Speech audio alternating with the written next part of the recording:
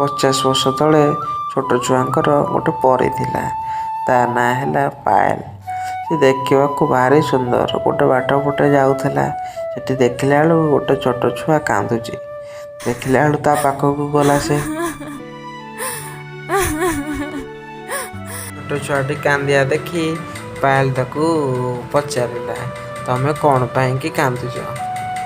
ପରିକି ଦେଖି ଛୋଟ ଛୁଆଟି କାନ୍ଦ ବନ୍ଦ କରିଦେଲା। ପରି ତାକୁ ପଚାରିଲା, ତମେ କ'ଣ ପାଇଁକି କାନ୍ଦୁଛ? ସେଠି ସିଏ କହିଲା, ଆଉ ଛୋଟ ଛୁଆଟାକୁ ଦେଖି ପଚାରିଲା, କ'ଣ ପାଇଁ ତମେ କାନ୍ଦୁଛ? ଛୋଟ ଛୁଆଟି କହିଲା, ମୋ ସାଙ୍ଗରେ କେହି କଥାବାର୍ତ୍ତା ହେଉନାହାନ୍ତି। ମୁଁ କ'ଣ କରିବି? ମୁଁ ସେଇଥିପାଇଁ ବସିକି କାନ୍ଦୁଛି। ସବୁ ସମୟରେ ମୋତେ ଏକୁଟିଆ ଏକୁଟିଆ ଲାଗୁଛି। ସେଥିପାଇଁକି ମୁଁ କାନ୍ଦୁଛି। ମୁଁ ଆଉ କ'ଣ କରିବି? ପରିଟି ତାକୁ କହିଲା, ତମେ ତମ ମା ପାଖକୁ ଯାଅ। ମା ତମକୁ ବୁଝେଇ ଦେବେ। ଛୋଟ ଛୁଆଟି କହିଲା, ମୋ ମା ମରିଯାଇଛି ଛୋଟବେଳୁ। ମୁଁ ମୋ ସାବତ ମା ପାଖରେ ଆଉ ତାଙ୍କ ଝିଅଙ୍କ ପାଖରେ ରହୁଛି ଏକୁଟିଆ। ମୋ ସାବତ ମା ମୋତେ ଘରର ସବୁ କାମ କରାଏ। ଆଉ ମୋ ଭଉଣୀ ମୋ ସାଙ୍ଗରେ କଥାବାର୍ତ୍ତା କରେନି। ମୋତେ ସବୁବେଳେ ମାରନ୍ତି। ପାଠ ପଢ଼ିବାକୁ ଦିଅନ୍ତିନି।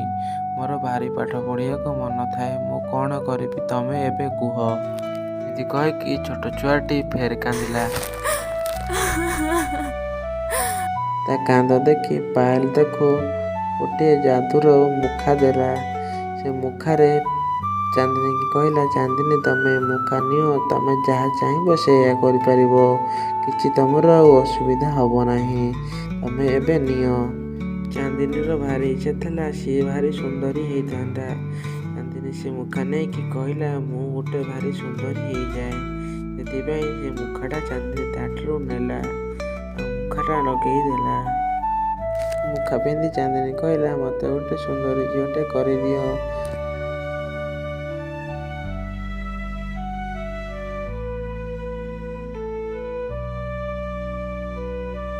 ଚାନ୍ଦିନୀ ଏତେ ସୁନ୍ଦରୀ ହେଇଗଲା ବୋଲି ନିଜକୁ ଦେଖି ସେ ଭାରି ଖୁସି ହେଇଗଲା। କି ପାଏଲ କହିଲା, ଏ ମୁଖା କେବଳ ତମରି ପାଇଁ। ଏ ମୁଖା ଯଦି ଆଉ କେହି ପିନ୍ଧିବ ତମ ଛଡ଼ା, ତାହେଲେ ସିଏ ଓଲଟା ହେଇଯିବ।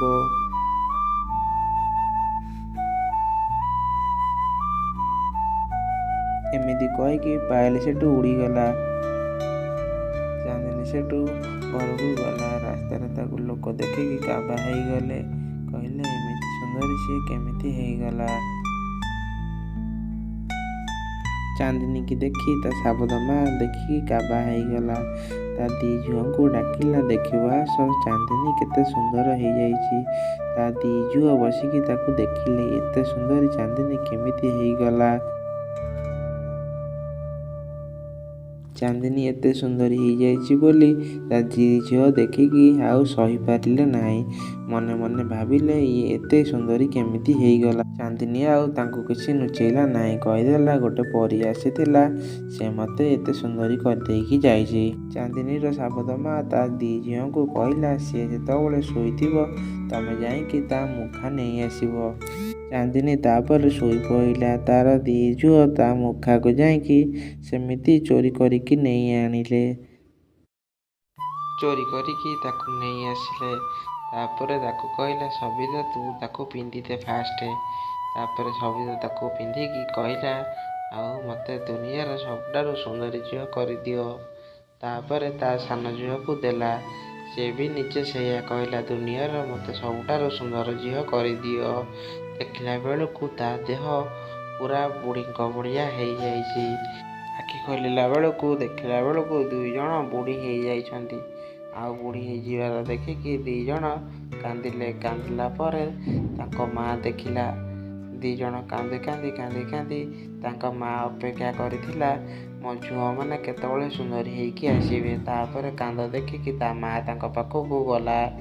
ଦୁଇ ଜଣଙ୍କର ବୁଢ଼ୀ ରୂପ ଦେଖି ତାଙ୍କ ମାଙ୍କର ମୁଣ୍ଡ କାମ କଲା ନାହିଁ। ତାପରେ ଯାଇକି ଚାନ୍ଦିନୀକି ଡାକିଲା, ଏଇ ଚାନ୍ଦିନୀ ଉଠୁ, ଚାନ୍ଦିନୀ ଉଠୁ, ଦେଖିବୁ ଯା କ'ଣ ହେଇଛି। ଚାନ୍ଦିନୀ କହିଲା, ହେ ଭଗବାନ, ଏ ମୁଖା କେବଳ ମୋରି ପାଇଁ। ମୋ ପାଇଁ ଏକା ସୁନ୍ଦର ହେଇପାରିବି। ଆଉ ଯିଏ ପିନ୍ଧିବ ସିଏ କେବଳ ଓଲଟା ହେଇଯିବ। ସୁନ୍ଦର ମାଗିଲେ ସିଏ ବୁଢ଼ୀ ଲୋକଙ୍କ ଭଳିଆ କରିଦେବ।